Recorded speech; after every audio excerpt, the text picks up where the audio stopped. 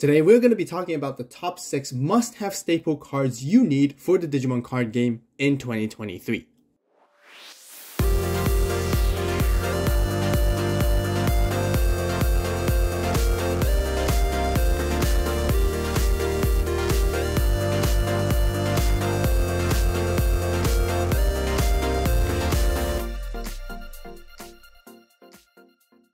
Digimon fans, welcome back to a whole new series on the channel where we will talk about the top 6 must-have staple cards you need no matter the type of deck you're playing for the Digimon card game in 2023.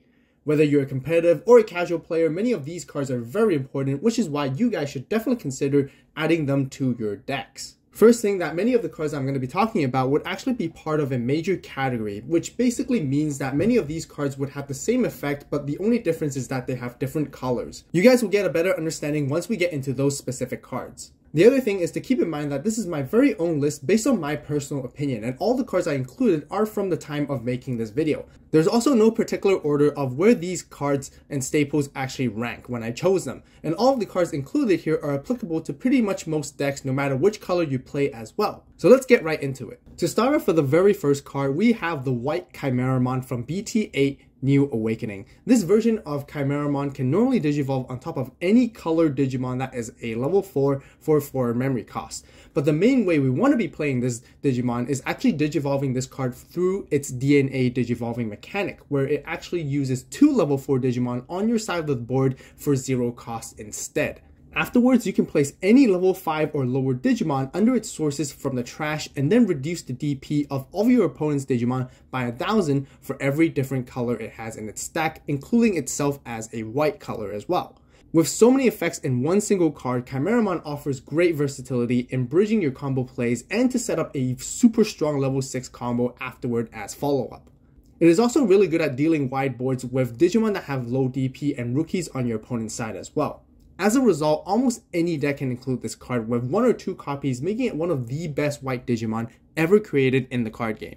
Next, for the second card, we actually have a group of cards that we want to talk about, and these are actually memory tamers. Other than Digimon cards, tamers play a very important role to support your core strategies and plays to help progress the game state for you to win. Tamers pretty much have been introduced right at the beginning of the card game, and they provide you various bonus effects to help you gain better and greater advantages. With so many different tamers, our key focus for today will be specifically the memory tamers. You guys might be asking, what are memory tamers? Well, most memory tamers have a cost of 4 to play, and all of them have this exact same first effect, where at the start of your turn, if you have 2 or less memory, set your memory to 3. The reason why this is extremely important is because having 3 memory is required for you to pull off most big combo plays, or even allows you to digivolve your stack in raising much quicker as well. Having them greatly excels your gameplay, and which is why pretty much all decks would have at least 2 to 3 memory tamers in them. There are various memory tamers for each color, and I have a quick list for you for each color which is most commonly used. Starting with red, we have Tai Kamiya from BT1 and Hero from BT8. For blue, there is Davis from BT3. There's TK for yellow from BT1. For green, there is Mimi from BT1 as well, and then Izzy for black from BT4, and Matt for purple from BT4. I'm not going to be spending too much time explaining each and every individual tamer on what they do, because the main focus of this video is to discuss the fact that they help set your memory to 3 as memory tamers. But if you guys want to see me talk about more about these tamers in future videos and dive deeper to each ones, why they're the best ones of each color, then be sure to subscribe and turn on that notification bell right now to stay tuned. Also give this video a like because I really appreciate the support. Now moving on to our next card. Next, we have hybrids. Once again, a group of cards that pretty much do the same thing for each individual different color. Since we're just talking about tamers, this gives us an easy transition into the next round of staples, where these hybrid Digimon cards we can talk about. The hybrid Digimon cards that I want to specifically highlight for this video will be the ones that are level 4s that lets you digivolve on top of a tamer that has the same color for the memory cost of 2. Hybrid Digimon cards first debuted from BT4 Great Legend, and the 2 key cards that started it all was Agunimon and Lobomon. But they were the only available for red and blue decks at the time. And then with the introduction of BT7 Next Adventure, we then received the rest of all the other colors all together at once. The main reason why these cards are so good and added to most current decks is because they can digivolve on top of a tamer and then attack the same turn as long as the tamer was played during the prior turn. Like how we just covered tamers and talked about how important they were earlier, hybrids have a very good synergy and strategy along with them as well. And this is because especially Tamers are played during the early stages of the game, and setting up for hybrid plays for later on is just super easy. This gives players the opportunities to sneak in extra attacks for the turn with very little memory commitment, and by doing so, it helps win games quite often as well. With the current wide variety of level 4 hybrids, players can now become even more creative with their hybrid choices when it comes to deck building. And most players would even opt in for 1 or 2 copies in their decks and would potentially add even more if their core strategy heavily relies on a hybrid based deck anyways. Moving on, we have memory boost option cards, which is another category of cards that do the same thing but comes in different colors. They were first released from the Gallimon and All-Force Vegemon starter decks, which are starter decks 7 and 8. Each of these decks contains 1 copy of the memory boost option for each color as a set, and this is why most players would have opted in to purchase 2 copies of each deck to complete their playsets initially. Now the good news is that these set of cards are going to be reprinted in the Reboot Booster set upcoming, which gives players even more accessibility to these cards because they are just really important to many decks. These initial memory boost options do the exact same thing for each retrospective color. For 3 memory costs to play, it reviews the top 4 cards of your deck, and then you can add 1 Digimon card that has the same color as the memory boost option that you played to your hand, and then place the rest to the bottom. Bricking was a huge issue in the early stages of the Digimon card game, but everything changed for the better ever since these memory boost options were introduced, because they actually acted equivalently to 3-cost rookie searchers for the deck to help you find pieces to either build your Digivolution stack or attempt to help you unbrick the situation. Furthermore, these memory boost option cards have a secondary effect, which is delay gain 2 memory. By placing them from your battle area to the trash, you can effectively gain the 2 memory, and it can be done any turn after the turn it was initially placed in the battle area. From a long run perspective, these options effectively only cost you 1 memory to help you find the Digimon card you need to push for your plays even further. Many decks would have 2 to 3 copies of these cards, and some of you would even max it out to 4 copies for even further consistency. And this is why I would highly recommend all of you guys who are watching right now to get your playset of each color. These memory boost options are so popular that it established a new trend for even newer ones to be designed and introduced for future sets, and some of them were even designed to help support specific strategies which benefits certain decks as well. Moving into our 5th section, we have an abundance of different Digimon cards, which I like to call them as effect blockers or floodgates, which some of you might actually describe them. These include memory blockers, Digivolve cost reduction blockers, play cost reduction blockers, and playing by effect blockers as well.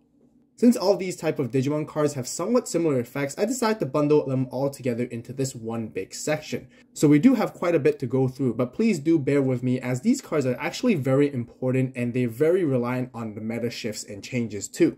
The first one I want to talk about are memory blockers, as good as memory boost options, which we mentioned earlier, and there is one major weakness to these types of cards, and we have the so-called memory blocking Digimon, which is perfect for us to start off with. Memory blockers are essentially 3-cost rookies that have a simple effect of denying your opponents from gaining any memory via any effects other than Tamers. We all know that memory is everything in this game. More memory means more cards you can play, more combos, and so on.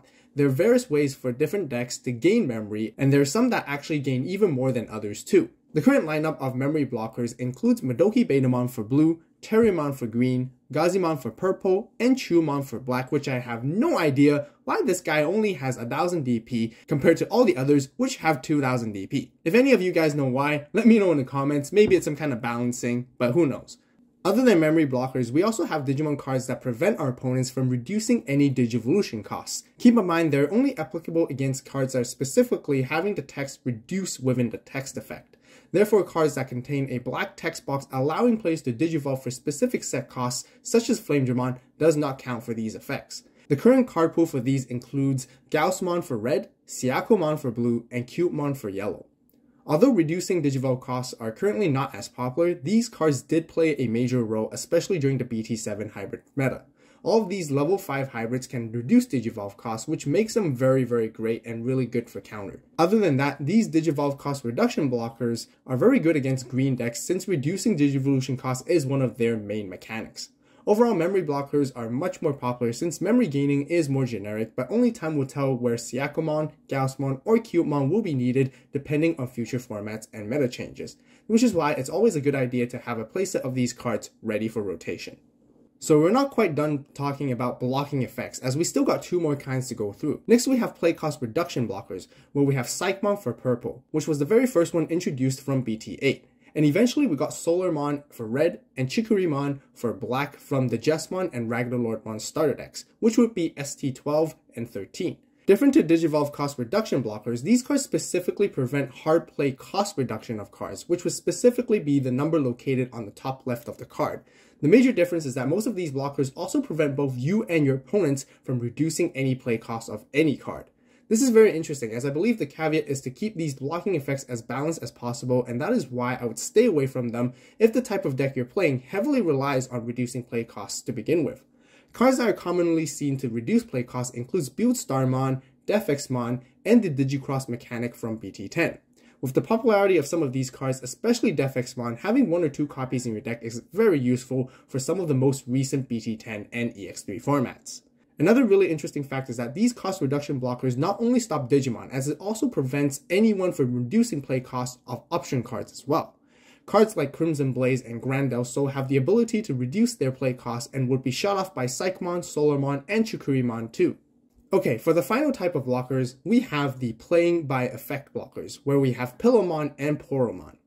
These are the latest form of effect blockers to be added into the game. Just like cost reduction blockers, these guys prevent both you and your opponents from playing any Digimon via any effects. With Jesmon and Bloomlordmon being fairly popular decks in the most recent format, these cards are extremely handy in stopping those decks from going wide. But that'll be it for all the effect blockers discussion. Although some players may not consider these blocking type effect rookies as staples and more like tech choices instead, because it really just comes down to personal preference and playstyle, and different players will opt in anywhere between 1 to 4 copies of these guys in their decks, depending on any meta situation and call. The other fact that I do want to mention is that they require such little memory cost to play is a huge advantage to slow down your opponent's plays. Not only that, since all of them are rookies, they can Digivolve on top of your Digi-Egg cards to draw and cycle through your deck too. And which is why I overall feel that they're very good and consistent in what they do. And that will conclude for the rookie effect blockers, and let's finally talk about the 6th and final staple card that you guys must have, which I would say is the best staple card in the Digimon card game ever made, where we have Defexmon. Yes, I'm sorry, I know many of you guys don't want to hear it, but we do have to address the Defexmon. Defexmon came out in BT9X Record and has one of the craziest effects of all time. First of all, on play, it de-digivolves your opponent's entire board, and then it deletes everything that they have that is level 4 or lower. I used to love playing Onimon Alter S in the early formats of the game, but as we can see, it has been fully power crept by Defex, and it does way more than just that. At the end of your opponent's every turn, they must delete all their Digimon with the lowest play cost too. You guys can see the wide coverage and removal that Defex has when it comes to wiping boards. The final part to why this card is so strong is actually because of its very first effect, where you can reduce the play cost of this card by 3 for every Digimon and Tamer card your opponent has on their board. Because of this effect, it actually allows it to be played in almost any deck regardless of its color, and then it totally ignores the fact that it is a purple and black Digimon. For formats that tend to go wide and set up lots of Digimon and Tamers on the board, the greater value this card becomes, and players can simply counter their opponents by playing this card for almost little to no cost, such as the most recent EX3 meta. Therefore, if any of you guys are looking to become more competitive in the card game, this is definitely the card that you definitely want to have 2 to 3 copies of. Unless, if this card gets hit by a ban list, then the discussion we just had regarding Defex would probably be no longer applicable.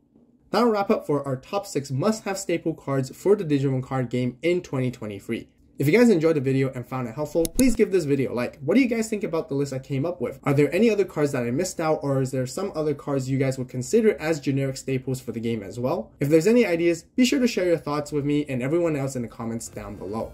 If you guys want to see more top list videos and discussions like these, be sure to also let me know in the comments and subscribe, turn on that notification bell to stay tuned for more. As always, thank you guys so much for watching. You guys have a great day, great night, wherever you are. We'll see you in the next video, and this is About signing out.